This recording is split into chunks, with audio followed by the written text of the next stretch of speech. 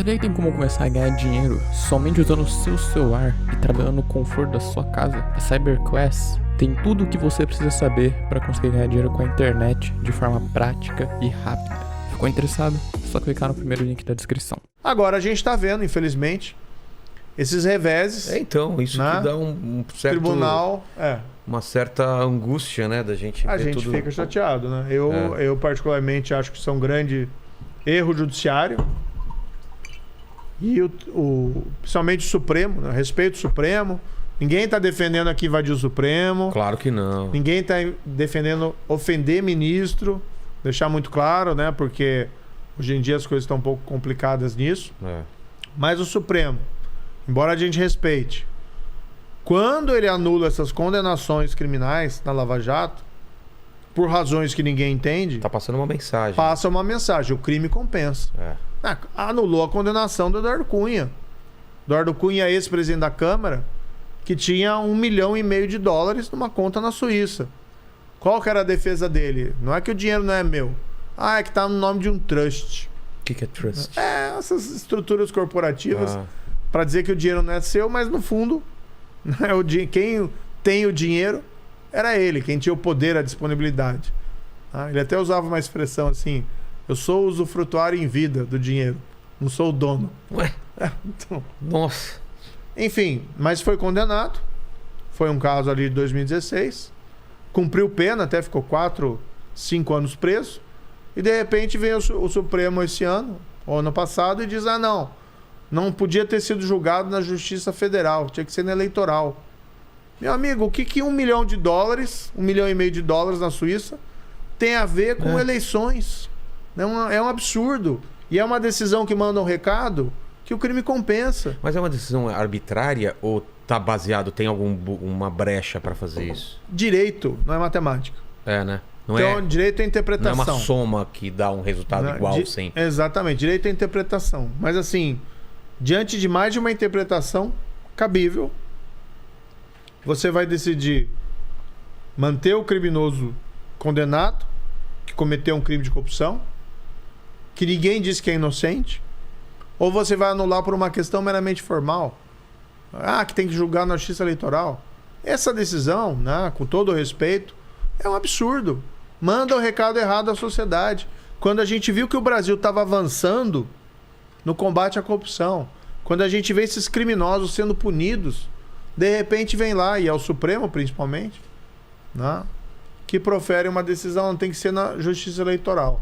Então, gosto muito lá, por exemplo, do ministro Fux, que é o presidente do tribunal. Ele normalmente, inclusive, é vencido, voto vencido nessas decisões. Mas essa decisão do Cunha, a decisão do Lula também. O Lula tinha 2 condenações. Uma eu proferi. Outra foi uma colega juíza federal, corajosíssima, muito corajosa, lá de Curitiba, né, a Gabriela Hart, que enfrentou toda aquela pressão também do PT, proferiu a condenação. E o Lula era o presidente durante todo esse esquema de corrupção. Ele que nomeia os diretores da Petrobras. Né? E esse esquema de suborno, entre outras coisas, visava dar apoio político ao governo dele. E manter, né? E aí o Ministério Público optou, na verdade, por focar a acusação lá em Curitiba em duas situações que seriam ganhos patrimoniais dele, do próprio Lula, que é o tal do triplex e o tal do sítio de Atibaia. E por que teve essa escolha desses dois? Ele quis. Na verdade, assim, você tem um esquema muito maior. Sim, é isso que eu entendo. Tem são 6 bilhões de reais. Mas eles acharam, na época, adotaram isso como estratégia, eles que definem essa estratégia. Você falando eles quem? Ministério Público. Ministério Público, tá. Apresentar a acusação em cima desse enriquecimento patrimonial do Lula. Então, por exemplo, a Aldebrecht e a OAS, que são 2 empreiteiras envolvidas na Lava Jato, elas fazem reformas no sítio de Atibaia, que o Lula utilizava como se fosse dele, embora não fosse o proprietário ali no título, mas ele vivia lá naquele sítio, tinha os bens dele lá, pedalinho com o nome dos filhos, bababá. E a Aldebrecht vai lá, e a OAS vai lá e fazem uma série de reformas. Nunca receberam nenhum tostão pelas reformas, né? Reformas que então beneficiavam o sítio que era utilizado pelo ex-presidente Lula. Qual que é a explicação? Qual é a defesa dele? Né? Nunca ouvi. Nunca teve? Ele nunca deu um esclarecimento. Ele disse que o sítio não era dele. Mas por que a Odebrecht e a OAS fazem a reforma num sítio que ele utilizava? Parece até que tem jornais referindo ao sítio como o sítio do Lula, né? No passado. Olha, tinha uma série de elementos. Na verdade, quem proferiu essa decisão foi a colega. A sentença foi mantida pelo tribunal em Porto Alegre por 3 juízes, a minha e a dela. Porque acima de... Como que é mantida? Porque você profere e aí tem que ter uma... O que a gente tem no nosso sistema de justiça? Né? Tem um juiz de primeira instância que profere a decisão. Foi você. Isso. E aí você tem o recurso.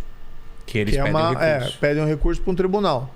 Lá em Porto Alegre. Mas jogando para outra instância ainda? Outra instância. Daí foi para Porto Alegre, o tribunal manteve. Que é a segunda instância. Segunda instância. E da minha decisão ainda, o STJ lá em Brasília, que é a terceira instância, manteve. Caberia, eles poderiam mudar. Ele foi condenado. Na verdade, a condenação poderiam mudar. Tá. O tribunal mudou até. O tribunal de Porto Alegre aumentou a pena. Eu tinha condenado ele a 9 anos, o tribunal puxou para 12. Aí o STJ em Brasília puxou para 9 de novo. Entendi. Né? Mas a condenação foi mantida por 9 juízes. Então, eu, 3 em Porto Alegre, 5 lá em Brasília. Aí depois vem a decisão, ano passado, que a gente viu. Como que pode? Isso que eu não entendo. Tem todo esse trabalho. E aí, parece até pra gente de um jeito mágico, tudo isso cai por terra. Então, daí ano passado teve a decisão lá dizendo que tinha que ter sido julgado em Brasília e não em Curitiba. Por causa Por que em Brasília? Qual é Olha, a explicação é meio longa ali. Mas assim, uma explicação técnica. É tecnicalidade, né? Entendi. Então, assim, mas assim, o próprio Supremo autorizou a prisão do Lula em março de 2018. Quando o Lula foi condenado pelo tribunal em Porto Alegre, se podia expedir um mandado de prisão para iniciar o cumprimento da pena. Expede para prender para começar a cumprir a pena. Entendi. Que ele foi condenado. Ele tinha entrado com o habeas corpus lá no STF, o Lula, para que ele não fosse preso. E o Supremo denegou. Disse, não, pode expedir um mandado de prisão. Então ele só foi preso porque o Supremo autorizou.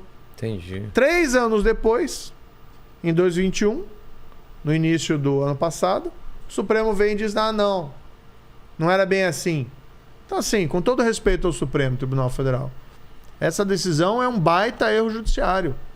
Você anular a condenação por corrupção, não porque você disse que o cara é inocente. Ninguém disse isso. Então, é isso que eu queria entender. Não, ninguém disse que é inocente. Ninguém disse que ele é inocente. Ninguém disse que ele é inocente. O que diz é que ter sido julgado lá em Brasília. E outra história, né, do Supremo, que aí criaram essa história, que também é uma falsidade, que ele teria sido perseguido. Daí colocam na minha conta.